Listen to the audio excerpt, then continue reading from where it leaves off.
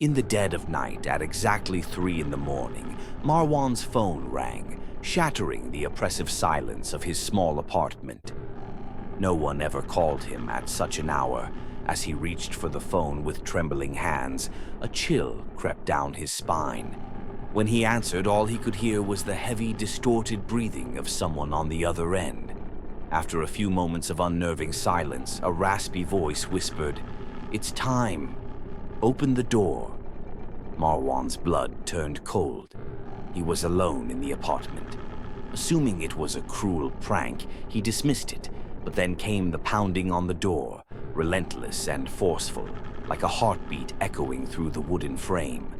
He approached with hesitant steps, staring at the door. "Who's there?" he called out, his voice trembling. There was no response. The pounding stopped abruptly, replaced by an oppressive silence that seemed to smother him. The next night, it happened again. The same eerie call, the same chilling words. "It's time. Open the door."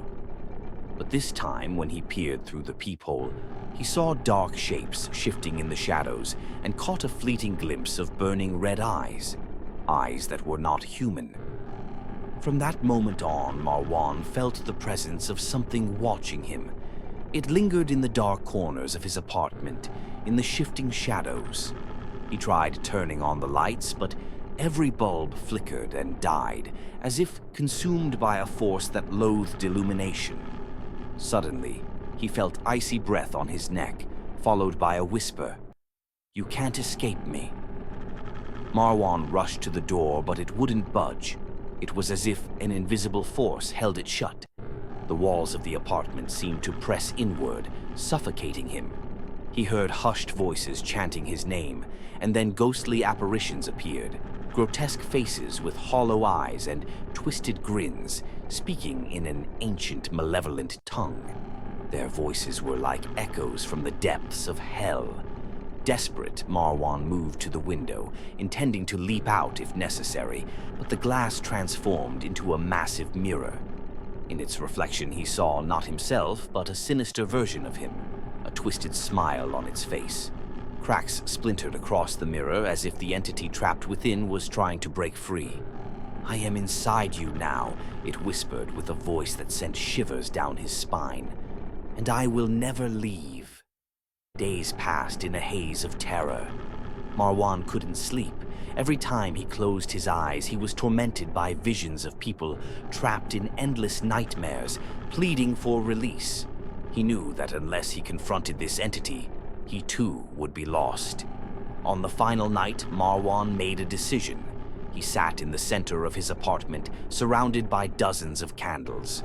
He had found an old book filled with ancient symbols and incantations from a forgotten library. He hoped it held the key to his salvation. As he chanted the incantations, a sinister laughter filled the room. The flames of the candles twisted into dark, writhing shadows. The walls split open like doors to another dimension, and 2 skeletal hands, gnarled and long, reached out, trying to drag him in. Marwan fought with every ounce of strength he had. He felt his soul being pulled from his body. In a final desperate act, he shouted, "I will not be your prisoner." The candles exploded in a burst of light, and the skeletal hands disintegrated. The entity's voice echoed one last time, "I am part of you now, and I will return when the lights go out."